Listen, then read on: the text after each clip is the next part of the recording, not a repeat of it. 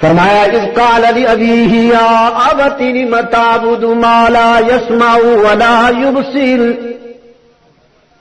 ولا يغني عنك شيئا یا ابت لا تعبد الشیطان ان الشیطان کان للرحمن عصیا یا ابت انی اخاف ان یمسک عذاب من الرحمن فتکون للشیطان ولیا یا ابت، یہ بار بار یا ابتی یا ابتی یا ابتی انی قد جاءنی من العلم ما لم یأتک فاتبعنی اہدک صراطا سویا. اے باپ، ان بتوں کے آگے تم جھکتے ہوئے نہیں شرماتے ہو. یہ نہیں شرماتے ہو بھی میں ترجمہ کر رہا ہوں، ورنہ صحیح ترجمہ لم تعبد، تم کیوں عبادت کرتے ہو ما لا یسمع، اس کی کہ جو سن بھی نہیں سکتا، ولا یبصر، دیکھ بھی نہیں سکتا، ولا یغنی عنک شیئا، اور جو تمہارے کسی کام بھی نہیں آ سکتا، نہ تمہیں مصیبتوں سے بچا سکتا ہے، نہ تمہیں خیر سے ہمکنار کر سکتا ہے، نہ تمہیں شر سے بچانے کی پوزیشن میں ہے، نہ تمہاری بدحالی کو دیکھ سکتا ہے، نہ تمہاری پکار کو اور تمہاری دعوت کو سن سکتا ہے. تم اس کی عبادت کرتے ہو، کیا ہوا تمہیں؟ یا ابت لم تعبد ما لا يسمع ولا يبصر ولا يغني عنك شيئا. یا ابتی، اے باپ، لا تعبد الشیطان، شیطان کی اطاعت نہ کر، شیطان کے بتائے ہوئے راستے پر نہ چل، وہ تو کھلا دشمن ہے تمہارا. اے باپ، میں آفاقی علم کا حامل ہوں،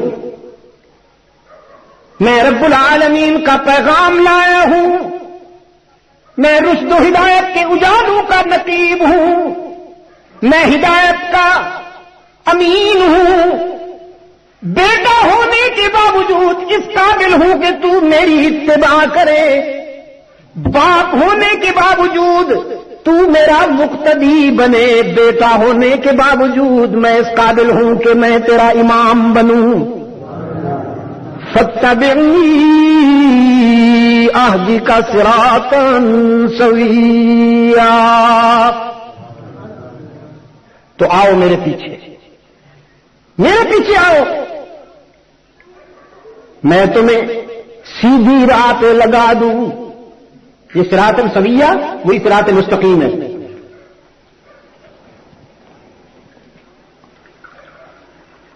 اور صراط سویہ صراط مستقیم کیا ہے؟ یہ تو آپ جانتے ہیں نا، یہ جو آپ روزانہ اللہ سے مانگتے ہیں نماز کی ہر رکعت میں، اہدنا الصراط المستقیم. یہ کیا ہے صراط مستقیم؟ وہ سیدھا راستہ تو ہے.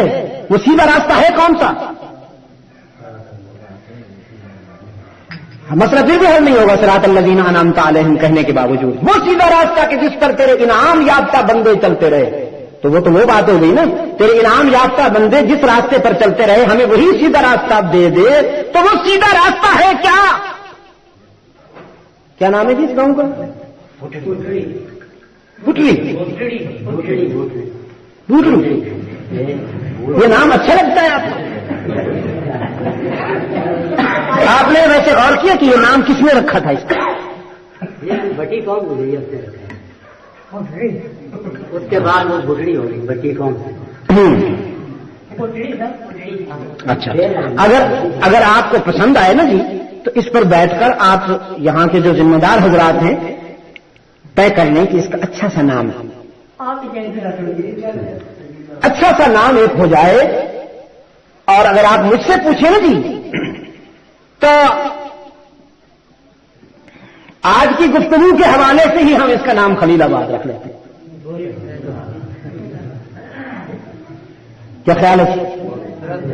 خلیل آباد رکھ لیتے ہیں. اچھا، خلیل کے لفظ معنی دوست کے ہوتے ہیں، تو یہ اللہ کے دوستوں کی بستی ہے. نام ہم رکھ لیتے ہیں اور اس کو اصل بنانا یہ اس کے اختیار میں ہے. اللہ کرے کہ یہاں رہنے والے اس کے دوست ہی ثابت ہو جائیں. اسی نام سے ہی وہ کم از کم کچھ سوچے کہ جب یہ نام ہمیں یہ نسبت نصیب ہو گئی ہے تو ہمیں اللہ کی دوستی اختیار کرنی چاہیے. اگر آپ کو پسند آئے تو اسی کو اپنا لیجئے. پھر ذرا میرے جیسے جو نااہل لوگ ہیں، ان پڑھ لوگ ہیں، وہ بڑی آسانی کے ساتھ اس کو یاد کر لیں گے. ورنہ جو آپ نے پہلا نام بتایا وہ پھر مجھے اس وقت یاد نہیں آ رہا. اس کی اسپیلنگ جو ہے اتنی ڈیپ ہے، اتنی پیچیدہ ہے کہ مجھ جیسے جو پرائمری درجے کے لوگ ہیں انہیں اتنی آسانی سے نہیں آتی. تو کیا کر رہا تھا جی میں؟ صراط مستقیم کا مفہوم کیا ہے جو آپ اور ہم اللہ سے روزانہ مانگتے ہیں نماز کی رکعت میں؟ اہدنا الصراط المستقیم ہے، اللہ ہمیں صراط مستقیم عطا فرما. تو صراط مستقیم کا جو مفہوم ہے وہ ہے اس کی توحید، کہ ہماری زمین کو در در پہ جھکنے سے بچا لے،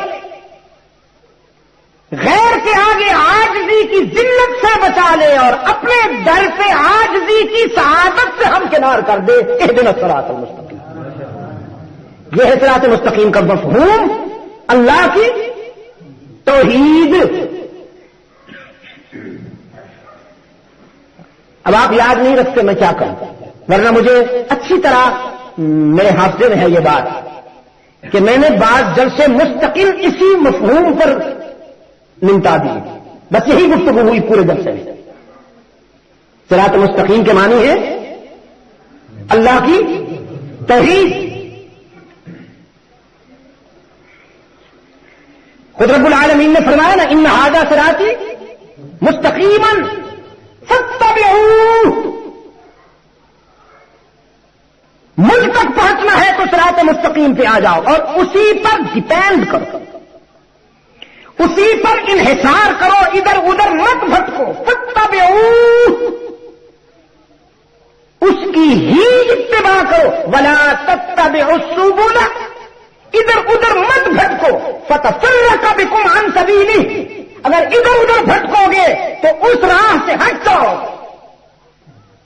ان ھذا صراطی مستقیما، مجھ تک پہنچنا چاہتے ہو تو صراط مستقیم پہ آ جاؤ. اور اللہ کے رسول نے کیا فرمایا؟ فرمایا ان اللہ ربی وربکم فاعبدوہ. رب العالمین نے کیا فرمایا؟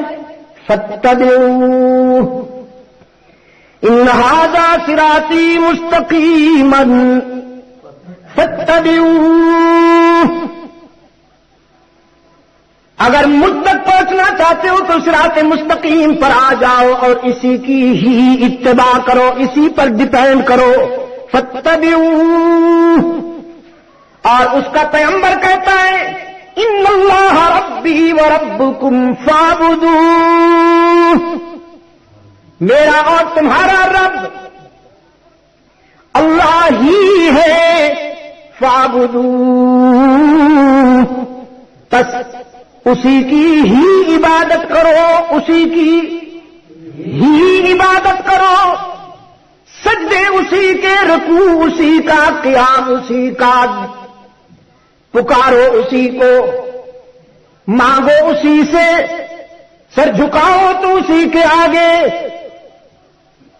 ہر جگہ موجود سمجھو تو اسی کو. فاعبدوہ ھذا صراط مستقیم، یہی صراط مستقیم ہے. تو فاعبدوہ توحید. سورہ یاسین میں رب العالمین نے فرمایا وامتازوا اليوم ایھا المجرمون. رب العالمین فرمائیں گے حشر کے دن آج ذرا تقسیم ہو جائے، وفادار ایک طرف ہو جائے، غدار ایک طرف.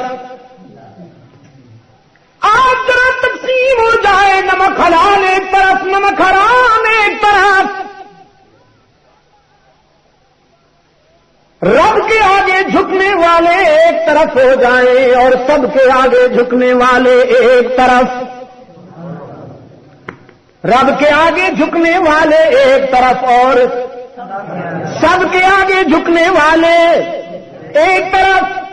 یکجائی ایک طرف، ہر جائی ایک طرف، مجاہد ایک طرف، مجاور ایک طرف، شہدائی ایک طرف، حلوائی. وامتازوا اليوم ایھا المجرمون. حشر کے دن رب العالمین خود خطاب فرمائیں گے، فرمائیں گے الم اعہد الیکم یا بنی آدم اللہ تعبدوا الشیطان. کیا میں نے تم سے وعدہ نہیں لیا تھا اولاد آدم؟ میں نے عالم ارواح میں تم سے وعدہ لیا تھا کہ دنیا میں جا کر شیطان کی بات نہ ماننا، وہ تمہیں بھٹکائے گا صراط مستقیم سے، لیکن بچ کے رہنا. اس کے فریب میں نہ آنا، اس کے مکر سے، اس کی دجل و تلبیس سے بچ کے رہنا.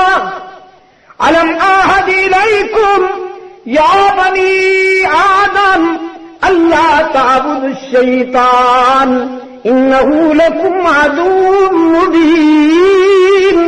وہ تمہارا کھلا دشمن ہے. وَأَنِ اعْبُدُونِی، اور یہ کہ میری ہی عبادت کرنا. ھذا صراط مستقیم، یہی صراط مستقیم ہے کہ میری ہی عبادت کرنا، یہی صراط مستقیم ہے. تو صراط مستقیم کیا ہوا؟ اللہ کی توحید.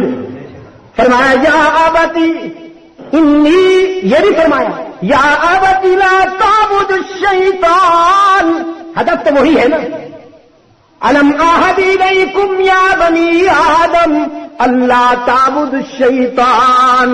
ابراہیم علیہ السلام بھی فرماتے ہیں یا ابتی لا تعبد الشیطان ان الشیطان کان للرحمن عصیا. یا ابتی انی قد جانی من العلم ما لم یأتک فاتبعنی اہدک صراطا سویا. میری اتباع کیجیے، مجھے فالو کرو، میں تمہیں سیدھے راستے پہ لگا دوں گا. کتنی پیار کی بات ہے، کس قدر خیر کی بات ہے، کس قدر سلامتی کی بات ہے. لیکن برتن تو وہی بھرتا ہے نا جی جو سیدھا ہو.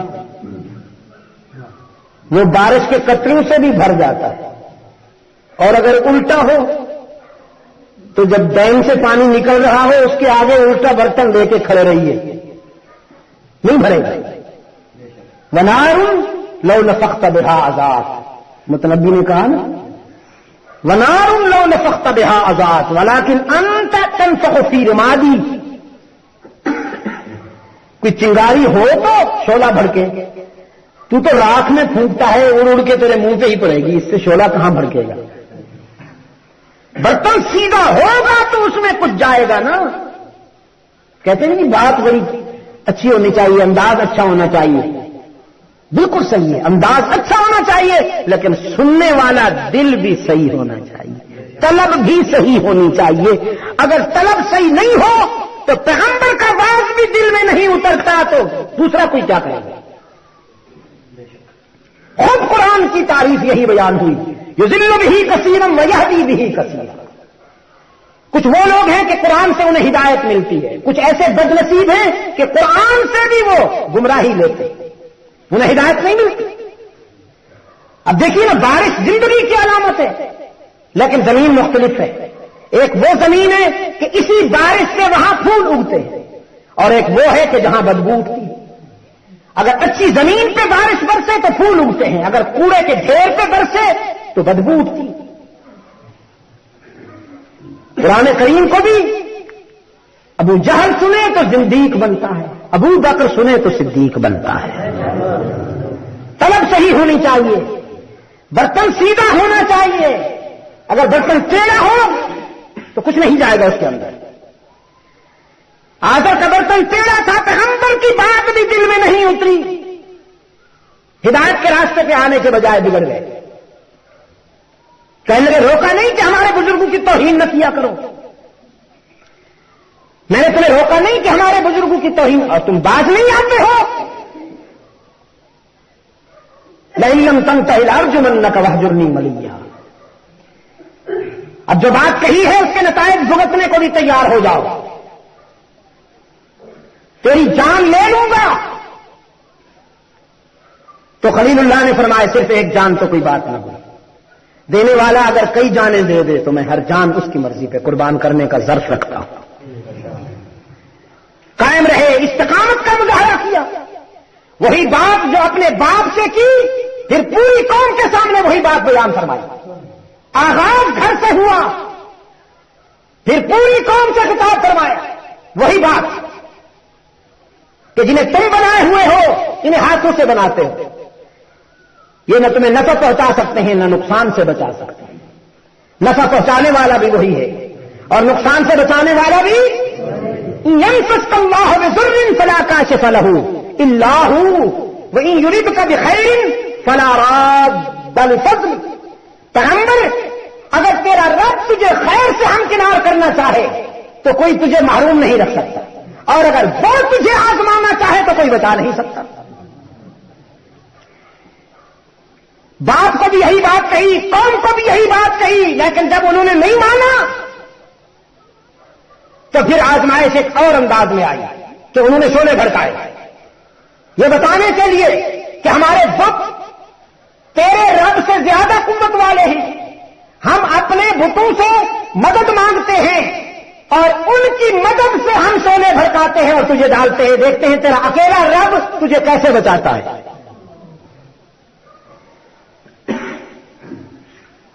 چنانچہ انہوں نے شعلے بھڑکائے اور خلیل اللہ نے اس کے بھروسے پر استقامت کے ساتھ اس مرحلے پر بھی آگے بڑھے، قدم آگے ہی بڑھا ہے۔ یہ اس کی مرضی کے شعلے گلزار بن گئے، یہ اس کی مرضی کے انگارے پھول بن گئے، لیکن خلیل تو کود گئے نا۔ پھر ایک آزمائش کا موڑ آیا کہ وطن چھوڑنے کا حکم ہوا رب العالمین کی طرف سے، خلیل چھوڑ دو بابن، جاؤ شام کی ایک بستی ہے وہاں حرام۔ الہ العالمین اکیلا جاؤں؟ فرمایا نہیں، بیوی کو ساتھ لے جا سکتے۔ تو یہ جائیداد، یہ ملکیتیں، یہ برادری، یہ خاندان، یہ سب رب العالمین نے فرمایا ان سب کو چھوڑو، بیوی کو ساتھ لو اور میرے بھروسے پر جاؤ، شام کی بستی ہے ایک حرام، وہاں جاؤ، ہم تمہیں نئی دنیا عطا کریں گے۔ ہجرت فرمائی، شام میں آئے، وہ اکلوتا فرزند کہ جس کو مانگنے کے لیے رات کی تنہائی میں روتے تھے، داڑھی آنسو سے تر ہو جاتی تھی، اسی فرزند کے لیے رب العالمین کی طرف سے حکم آیا کہ اب اسے اور اس کی ماں کو ویرانے میں بٹھا، جنگل میں بٹھا کے آ جاؤ۔ الہ العالمین، لوگ تو اپنے گھروں کو تنہا نہیں چھوڑتے، اور مجھے یہ حکم ہے کہ میں اپنی بیوی اور بچے کو ویرانے میں بٹھاؤں؟ کیوں؟ مگر کیوں پیغمبر نہیں کہا کرتے دوستو؟ کیوں فلسفی کہا کرتے ہیں جنہیں ضرورت سے زیادہ عقل مل جاتی ہے نا جی، ضرورت سے زیادہ عقل۔ ہر چیز کی ایک حد ہوتی ہے نا جی، حد تک ہو تو غنیمت ہے، اور جب حد سے بڑھ جائے تو پھر وہ زحمت بن جاتی ہے۔ وہ کہتے ہیں کیوں؟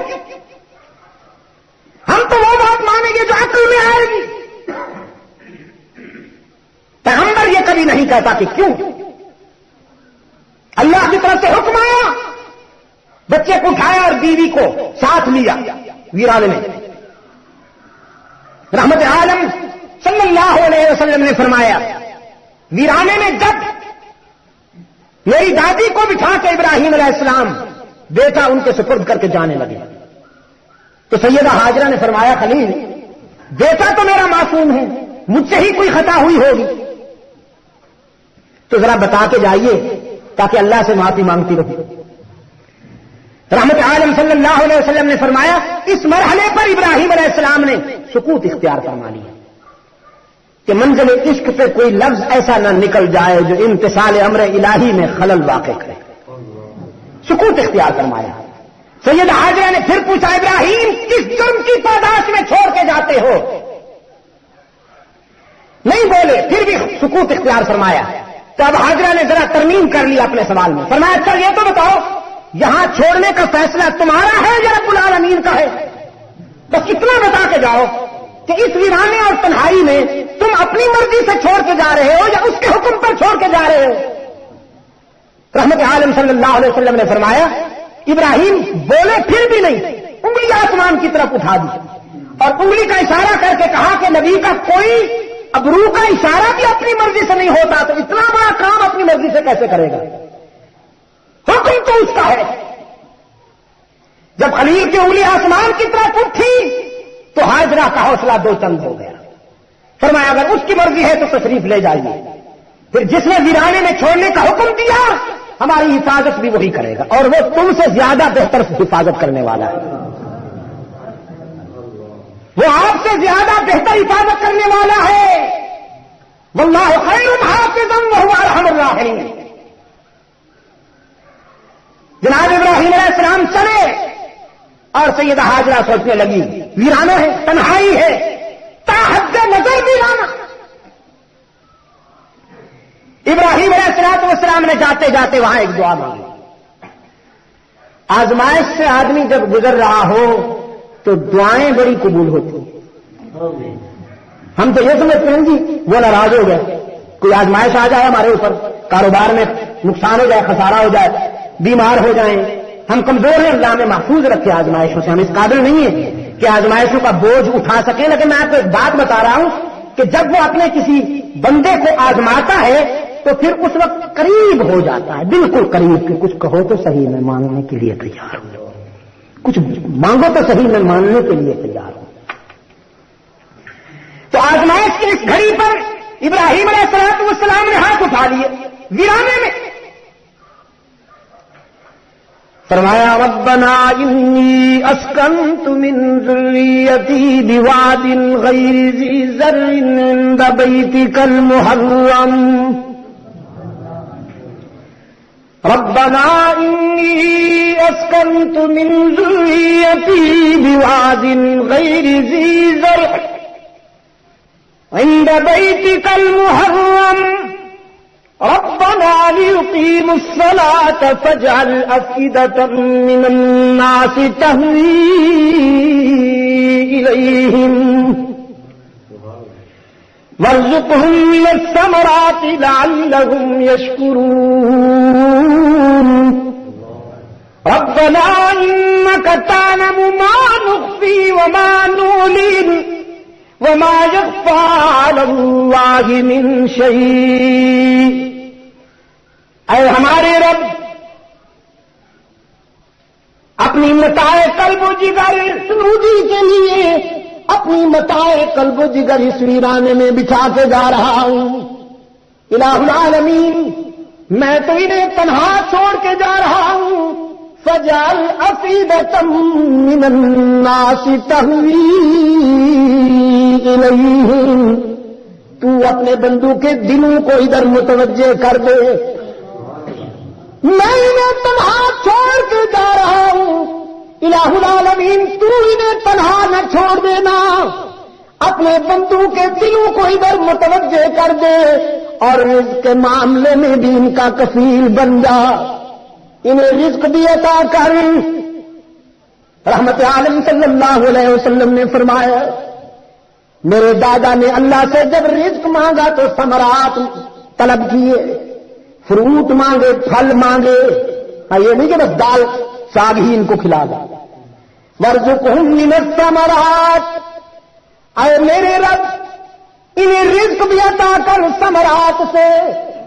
فطرت حیران تھی کہ ابراہیم کہاں کھڑا ہے اور کیا مانگتا ہے. کھڑا اس جگہ ہے کہ جس کے سینے میں پانی نہیں، صدیاں گزر جانے کے باوجود اس ترقی یافتہ دور میں بھی کوئی مشینری اس جگہ سے آج تک پانی نکال نہیں پائی. ایک ایسی سنگلاخ دھرتی، ایک ایسا ویرانہ. صدر اگر ٹائم دیکھے تو باقی کیا کریں گے.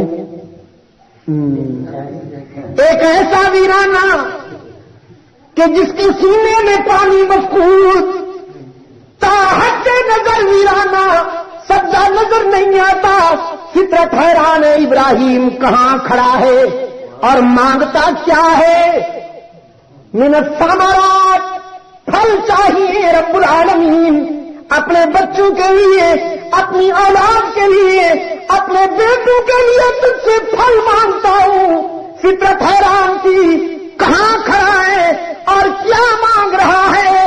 پھل تو زرخیز دھرتی پہ ہوتے جہاں باغات زیادہ ہوں، یہ کیا مانگ رہا ہے اور کہاں کھڑا ہے. لیکن ضمیر نے کہا یہ مت دیکھو کہاں کھڑا ہے اور کیا مانگتا ہے، یہ دیکھو کہ کون ہے اور کس سے مانگتا ہے. نعرہ تکبیر، اگر یہ تکبیر، نعرہ صحابہ، اگر یہ دیکھا کہ کیا مانگتا ہے اور کہاں کھڑا ہے تو کنفیوژن بڑھے گی. تم یہ دیکھو کہ کس سے مانگتا ہے اور کون مانگ رہا ہے. مانگنے والا خلیل اللہ اور دینے والا رب العالمین. مانگنے والے نے خوب مانگا اور دینے والے نے بھی خوب عطا کیا. ایسا عطا کیا کہ دنیا میں جہاں کہیں پھل ہوتے ہیں یہ خلیل کی دعا کا شباب ہے، یہ خلیل کی دعا کی قبولیت کی جوانی ہے. میرے سوئے ہوئے صدر، دنیا میں جہاں بھی پھل ہوتے ہیں مکہ میں ملتے ہیں، اور مکہ میں بھی سوکھے ہوئے نہیں ملتے، باسی نہیں ملتے، سڑے ہوئے نہیں ملتے. خدا کی قسم میں نے دیکھا، بار بار دیکھا، وہ پھل اپنے باغوں میں اتنے تازہ نہیں ہوتے جتنے مکہ میں تازہ ملتے ہیں. اگر مجھے اجازت دے تو میں کہتا ہوں وہ درخت سے اتر کر جب مالی کے دامن میں آتے ہیں یا اس کے ٹوکرے میں آتے ہیں یا وہ پیٹیوں میں بند کرتا ہے نا، اس وقت اتنے فریش، اتنے تازہ نہیں ہوتے جتنے مکہ میں تازہ ہوتے ہیں. میں نے یہی کیلے مکہ میں بھی کھائے جو سندھ میں ہوتے ہیں. میں نے یہی سیب مکہ میں بھی کھائے جو پاکستان میں بھی ملتے ہیں، لیکن وہاں تاثیر عجیب تھی. یہی آم وہاں کھائے، تاثیر عجیب ہے. یہی اورنج مالٹے وہاں کھائے، تاثیر عجیب. ہم منا میں بیٹھے، ہمارے سامنے کیلے لائے گئے، اسپیکر لگا ہوا تھا ان پر پاکستان میں. اب ہم کھا بھی رہے ہیں اور ان کی لذت عجیب ہے. تو مجھ سے دوستوں نے پوچھا شاہ صاحب یہ کیلے ہم پاکستان میں بھی کھاتے ہیں لیکن اتنے لذیذ نہیں ہوتے. میں نے کہا صرف کیلوں کی بات کرتے ہو یا باقی پھلوں کا بھی یہی حال ہے؟ کہنے لگے جس پھل کو بھی کھایا یہی حال ہے، کہیں وہ تاثیر اور وہ ذائقہ نہیں ملتا جو یہاں ملتا ہے. تو میں نے کہا سمجھ میں آنے والی بات ہے، یہ کوئی حیران ہونے والی بات تو نہیں. یہ پھل جب اپنے اپنے ملکوں سے روانہ ہوتے ہیں نا جی تو یہ اپنے ملکوں کی نسبت سے آتے ہیں، لیکن جب مکہ کی بلدیاتی حدود میں یہ پیٹیاں داخل ہوتی ہیں تو پھر ان میں خلیل کی دعا کی تاثیر شامل ہوتی جاتی ہے. اور یہاں آنے کے بعد پھر ان کی کیفیت یہ ہو جاتی ہے جو آپ محسوس کر رہے ہیں. یہ دعائے خلیل کی تاثیر ہے، جوانی ہے خلیل اللہ کی دعا کی قبولیت کا سبب ہے کہ وہ پھل جو دنیا کے کسی بھی کونے میں ہوتے ہیں مکہ میں ضرور ملتے ہیں. یہ دعا کر کے چلے گئے. اس نے سنبھالا کہ نہیں سنبھالا دونوں ماں بیٹے کو؟ خلیل تنہا چھوڑ کے چلے گئے. اور رب العالمین نے کیسے سنبھالا کہ ہاجرہ پانی کی تلاش میں دوڑتی ہے تو وہ ادائیں تاریخ کا نقش بن جاتی ہے. رب العالمین نے فرمایا ہاجرہ جس زمین پہ آج تو دوڑ رہی ہے نا قیامت تک میں انسانیت کو دوڑاؤں گا. یہ سوال مرنا کی صحیح کیا ہے؟ یہی تو ہے نا. بعض ادائیں اللہ کو ایسی پسند آ جاتی ہیں کہ وہ انہیں امر کر دیتا ہے قیامت تک کے لیے. سیدہ ہاجرہ کا بے قراری کے ساتھ دوڑنا صفا سے مروہ اور مروہ سے صفا تک اللہ کو ایسا پسند آ گیا کہ حجاج حضرات جو وہاں جاتے ہیں ان سے پوچھیے اللہ آپ کو بھی وہ منظر دکھائے. اور جناب ادھر سیدنا اسماعیل جنہیں پانی کی ضرورت تھی. اب پانی پہنچانا تھا نا جی تو تھوڑی دیر کے لیے بھی پہنچایا جا سکتا تھا. وہ کسی آدمی کو بھیج دیتا جس کے پاس پانی کا مشکیزہ ہوتا وہ لا کے یہاں پلا دیتا یا وہ مشکیزہ چھوڑ دیتا. بارش برسا دیتا. ہاں جی جو نشیبی مقامات تھے وہ بھر جاتے کئی دنوں تک پینے کے لیے چلتا پھر اور بارش آ جاتی. لیکن اس کا اپنا نظام ہے کہ ایڑی کی ضرب سے چشمہ پھوٹا. ایڑی کی ضرب سے اسماعیل کی چشمہ پھوٹا. اور اس جوش کے ساتھ اس قدر پریشر تھا اس پانی میں کہ سیدہ ہاجرہ دوڑتی ہوئی آئیں اور آتے اور اس پانی کے ارد گرد وہ بنا دیا. دیوار نہیں کہوں گا اسے. وہاں اسے روکنے کے لیے وہ اسے محدود کر دیا اور کہا زمزم کے معنی ہے سٹاپ رک جا. رحمت عالم صلی اللہ علیہ وسلم نے بڑے خاص کیفیت اور جذب سے فرمایا. میری دادی نے اسے زمزم کر کے روکا. اگر اسے وہ محدود نہ کرتی اور زمزم کہہ کے نہ روکتی تو نہ معلوم وہ پانی کہاں پہنچتا. تو پانی تو وہ کہاں پہنچا؟ اپنی روانی سے نہیں حجاج کے ڈبو کے ذریعے ہی پہنچا. کوئی حاجی حج کے لیے جائے اور زمزم لے کے نہ آئے تو اس کی خیر نہیں ہوتی. دنیا کے ہر کونے میں وہ پانی پہنچتا. میں نے کہا سر بات ایسا ہوا نا جی کہ عمرے کے لیے یہاں سے گیا تو وہاں سے پھر مجھے امریکہ جانا پڑا, کینیڈا جانا پڑا, یا انگلینڈ جانا پڑا, یا افریقہ جانا پڑا. تو یہاں سے تو پی آئی اے سے, وہاں سے پھر جو ان ممالک کی ایئر لائنز ہوتی ہیں ان سے مجھے سفر کرنا پڑتا ہے. تو زمزم کے جو ڈبے ہیں نا جی وہ جتنے بھی بڑے ہیں چاہے وہ 25 کلو کا ہو یا وہ 30 کلو کا ہو, وہ غیر مسلم ممالک کے جو جہاز ہوتے ہیں نا جی ان کی جو ایئر لائن ہیں وہ بھی انہیں وزن نہیں کرتے. حالانکہ جو اکانومی کا مسافر وزن ساتھ لے جا سکتا ہے وہ 20 کلو ہونا چاہیے, 20 کلو سے زیادہ نہیں ہونا چاہیے. تو ہمارے تو 20 کلو وہی زمزم کا ڈبہ ہوتا ہے, پھر سوٹ کیس بھی ہوتا ہے.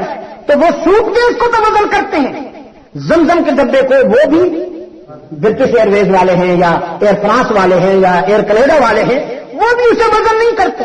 اب ان کے دل میں یہ بات کس نے ڈالی ہے کہ اس کو وزن کے بغیر جانے دو تاکہ یہ پہنچے جہاں انسان رہتے ہیں وہاں تک یہ پہنچے. اس کی مرضی ہے نا. تو دل میں ہر ایک کے اس نے یہ بات ڈالی. ہاں ابراہیم علیہ السلام سے فرمایا نا اذن فی الناس بالحج, آپ اعلان کیجئے کہ لوگ بیت اللہ کی زیارت کے لیے آئیں. الہ العالمین میرے پاس کوئی ریڈیو کا وہ ٹرانسمیٹر تو نہیں ہے نا جی کہ میں وہاں بیٹھ کے اعلان کر دوں. میرے پاس کوئی ٹی وی کا سسٹم تو نہیں ہے کہ میں وہاں بیٹھ کے اعلان کر دوں اور ساری دنیا سن لے. رب العالمین نے فرمایا جتنی آواز ہے اتنی آواز تم نکالو, دنیا کے کونے کونے میں اسے ہم پہنچائیں گے. آپ نے دیکھا کہ دنیا کس طرح پہنچتی ہے وہاں. وہ زمزم کا چشمہ نکلا اور اس کے حوالے سے آبادی شروع ہو گئی. لوگ دور دور سے چل کے آتے ہیں اور سیدہ ہاجرہ سے وہاں شہری حقوق کی سند لیتے ہیں اور جھونپڑیاں بناتے جاتے ہیں, مکان بناتے جاتے ہیں. بستی بس میں آباد ہو گئی ذکر اللہ سے بھی, اس کی یاد سے بھی اور پانی سے. جناب اسماعیل بچپن کے مرحلوں سے گزر کر لڑکپن کے مرحلے میں آئے. یہ وہ عمر ہے کہ جب بچے کی ادائیں باپ کے پدری جذبے میں ہلچل مچا دیتی ہیں. اب رب العالمین کی طرف سے حکم ہوا میرے خلیل اسی فرزند کے گلے پر میری مرضی کے لیے میری رضا کے لیے خنجر بھی چلا کے دکھا دیجئے, چھری بھی پھیر کے دکھا دیجئے. پھر نہیں پوچھا اللہ نے کیوں. کبھی باپ بھی اپنے بیٹے کے گلے پر چھری پھیرتا ہے کہ نہیں پھیروں. اس کا حکم ہوا, خلیل چل کے آ گئے. سیدہ حاجرہ سے اپنے فرزند کو لے کر ویرانے میں لے گئے, منزل عشق پہ لے گئے. قرآن کہتا ہے فلما بلغ معه السعي قال يا بني إني أرى في المنام أني أذبحك فانظر ماذا ترى. جب دونوں منزل عشق پہ پہنچے ہیں تو ابراہیم نے اپنے بیٹے سے خطاب کرتے ہوئے فرمایا لختے جگر میں نے خواب میں دیکھا ہے کہ تیرے گلے پہ خنجر چلا رہا ہوں. چھری میری ہے, گلا تیرا ہے, اور حکم پروردگار عالم کا, حکم رب العالمین کا. فانظر ماذا ترى, اپنے دل کی کتاب سے میرے اس خواب کی تعبیر بتائیے. روشن ضمیر فرزند نے بلا تاخیر تعبیر عرض کر دیا ابتی افعل ما تؤمر. افعل ما تؤمر, ما ترانی. عرض کیا ابا حضور کیجیے جس کا آپ کو حکم ہوا وہ کر گزریے, جس کا حکم دیے گئے ہیں آپ. یہ نہیں کہا کہ جو خواب دیکھا ہے وہ کر گزریے, بلکہ عرض کیا جو آپ کو حکم ہوا ہے وہ کیجیے. یہ ہے وہ فراست, یہ ہے وہ روشن ضمیری جس کے متعلق اقبال کہتا ہے کہ وہ فیضان نظر تھا یا کہ مکتب کی کرامت تھی.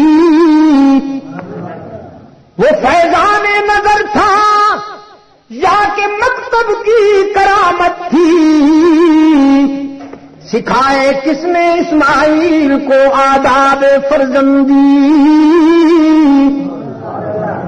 یا ابت افعل ما تؤمر, اسماعیل کے ضمیر نے انہیں بتایا کہ پیغمبر کا خواب بھی اللہ کا حکم ہوا کرتا ہے. عرض کیا جو حکم دیے گئے ہیں وہ کیجیے. خلیل اللہ نے فرمایا لختے جگر میں تو تیار ہو کے آیا ہوں, دیکھتے نہیں ہو تجھے ویرانے میں لے کے آیا ہوں. اس وقت ایک میں ہوں, ایک تو ہے اور ایک ہمارا رب ہے. یہاں اس لیے لایا ہوں کہ اللہ کی مرضی کے مطابق اس کی خوشنودی کے لیے جو مجھے حکم ملا ہے وہ کروں. لیکن تیرے لڑکپن سے ڈرتا ہوں, بچہ جو ہوا کہیں بے صبری نہ ہو جائے. میں تو پیغمبر ہوں اللہ کا, میں تو اس مقام پہ ہوں کہ کوئی اندیشہ نہیں, لیکن تو کم سن ہے نا, تیری عمر کم ہے نا, کہیں بے صبری نہ ہو جائے. اسماعیل نے جواباً عرض کیا ستجدنی انشاء اللہ, ستجدنی انشاء اللہ من الصابرین. آپ اللہ کے رسول ہیں تو میری رگوں میں بھی تو آپ کا خون دوڑتا ہے. شاید اللہ کو یہ منظور ہے کہ آپ خلیل اللہ ہیں, وہ ذبیح اللہ بنانا چاہتا ہے مجھے. پھر یہ تجویز بھی اسماعیل نے دی کہ میں سربسجود ہو جاتا ہوں, میں ماتھا زمین پہ رکھ دیتا ہوں, آپ آنکھوں پہ پٹی باندھ لیجئے, اس لیے کہ یہ دونوں نگاہیں بڑی نازک ہیں. باپ کا چہرہ بھی اور بیٹے کا چہرہ بھی، یہ دو نگاہوں کا ملاپ کہیں ہمیں اس امتحان میں کامیابی سے دور نہ کر دے۔ آپ آنکھوں پہ پٹی باندھ لیجئے، میں جبین کو زمین پہ رکھ دیتا ہوں، میری نظر میں بھی وہ سما جائے اور تیری نظر میں بھی وہ سما جائے۔ قرآن کہتا ہے فلما اسلما وتلہ للجبین، دونوں تیار ہو گئے، دونوں تیار ہو گئے۔ کس مقصد کے لیے؟ ابراہیم ذبح کرنے کے لیے اور اسماعیل ذبح ہونے کے لیے، یہ گردن جھکانے کے لیے، وہ چھری چلانے کے لیے، دونوں تیار ہو گئے۔ رب العالمین نے فرمایا وَفَدَيْنَاهُ بِالذِّبْحِ الْعَظِيمِ، مگر ہم نے یہ گلا نہیں کٹنے دیا، ہم نے اس کی جگہ دوسرا گلا پیش کر دیا، جانور پیش کر دیا، دمبا پیش کر دیا۔ چھری تو چلی، گلا تو کٹا، لیکن یہ گلا نہیں، متبادل گلا کٹ گیا۔ ابراہیم علیہ السلام کے ہاتھوں پر گرم گرم خون آیا، دل میں خوشی ہوئے کہ میں اپنے مقصد میں کامیاب ہو گیا ہوں، میرے بیٹے کا گلا کٹ گیا ہے، وہی خون میرے ہاتھوں پہ لگا۔ قرآن کہتا ہے نادیناہ ان یا ابراہیم، پٹی کھلنے سے پہلے ہاتھوں پہ خون آیا، اوپر سے خون آیا۔ قد صدقت الرؤیا، آپ نے اپنا خواب سچا کر کے دکھا دیا۔ اب یقین ہو گیا ابراہیم کو کہ میرے بیٹے کی قربانی قبول ہو گئی، گلا کٹ گیا ہے اس لیے کہ ہاتھوں پہ خون لگا، اوپر سے خون آ گیا۔ پٹی کھولی تو منظر عجیب ہے، دمبا تڑپ رہا ہے اور اسماعیل سامنے کھڑا مسکرا رہا ہے۔ فہم میں تلاطم پیدا ہوا، سوچ میں مد و جزر آیا، فکر میں زیرو بم آیا کہ یہ کیا ہوا۔ رب العالمین نے فرمایا انا کذالک نجزی المحسنین، یہ حیران ہونے کی بات نہیں، یہ تو صلہ وفا ہے۔ حیران ہونے کی بات نہیں، یہ تو صلہ وفا ہے۔ اسماعیل کا کام تھا گردن جھکانا، تیرا کام تھا خنجر چلانا، اب گلا کٹنے دوں یا نہ کٹنے دوں یہ تم دونوں کے اختیار میں نہیں، میرے اختیار میں ہے کہ تم پابند ہو، میں مختار ہوں۔ تم پابند ہو، میں مختار ہوں۔ تم چاہنے والے ہو، میں کرنے والا ہوں۔ چاہنے کا حق تو تمہیں ہے، لیکن کروں گا وہ جو میری مرضی ہوگی۔ اب ذرا جلدی سے اسماعیل کو جلدی سے حاجرہ کے پاس لے جاؤ، اس کی مامتا انتظار کر رہی ہوگی نا۔ میرے عزیز دوستوں، خلیل اللہ بننے کے لیے میری گزارشات کا جو ہدف تھا وہ یہ تھا کہ خلیل اللہ بننے کے لیے، اس کا دوست بننے کے لیے ان مرحلوں سے گزرنا ہوتا ہے۔ اپنی خواہشات کو، اپنی چاہتوں کو قربان کرنا پڑتا ہے اس کی رضا کے لیے، اس کی خوشنودی کے لیے اپنی چاہتوں کی قربانی دینی پڑتی ہے۔ اس لیے حق تعالی نے کریڈٹ دیا ہے، سیدنا ابراہیم علیہ السلام کے کردار کو کریڈٹ دیتے ہوئے رب العالمین نے فرمایا ان ابراہیم کان امۃ قانتا للہ حنیفا ولم یک من المشرکین شاکرا لانعمہ اجتباہ وہداہ الی صراط مستقیم۔ بالیقین میرا ابراہیم ایک فرد ہونے کے باوجود کردار و عمل کے لحاظ سے اس قدر مرکزیت کا حامل ہے اور اتنی جامعیت کا حامل ہے کہ پوری امت بھی اتنا قربانی نہ دے سکے گی جو تنہا ابراہیم نے دے دی. ان ابراہیم کان امتا، میرا اکیلا ابراہیم وفاؤں کے اعتبار سے پوری امت نظر آتا ہے، اور اللہ نے اپنے خلیل کی وفاؤں کو خراج تحسین پیش کیا تو سب سے پہلی بات فرمایا وَلَمْ يَكُ مِنَ الْمُشْرِكِينَ. میرا ابراہیم، میرا خلیل شرک کرنے والوں میں سے نہیں تھا، ہر جائی نہیں یکجائی تھا، مجاور نہیں مجاہد تھا، حلوائی نہیں شیدائی تھا، آستانہ پرست نہیں حق پرست تھا. وَلَمْ يَكُ مِنَ الْمُشْرِكِينَ، وہ شرک کرنے والوں میں سے نہیں تھا. شاکرا لِأَنْعُمِهِ، اور میری نعمتوں پر تکبر کرنے والا نہیں، شکر کرنے والا تھا. پھر میں نے بھی اسے اپنی دوستی کے لیے منتخب کر لیا. اجتباہ، میں نے بھی اسے اپنے پیار کے لیے چن لیا. وہداہ الی صراط مستقیم،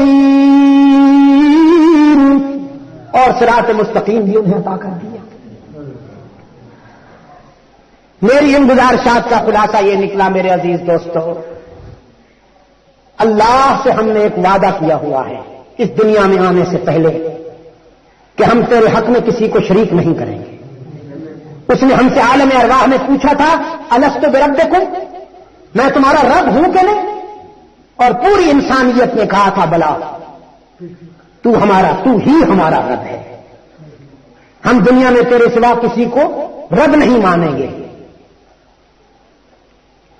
یہ قربانی کا مفہوم بھی یہی ہے کہ ان صلاتی و نسکی و محیای و مماتی، ہماری نمازیں، ہماری قربانیاں، ہماری زندگی، ہماری موت، سب کچھ تیرے لیے. ہم خوش ہوں گے تیری خوشی کے لیے. ہم اگر کسی کو دوست بنائیں گے تو اس کا معیار تیری رضا ہوگی، اور اگر ہم کسی سے دشمنی کریں گے تو اس کا معیار تیری رضا ہوگی. جو تیرا دوست ہے وہ ہمارا دوست ہوگا، اور جو تجھ سے دور ہے ہم اس سے دور ہوں گے. اللہ ہم سب کو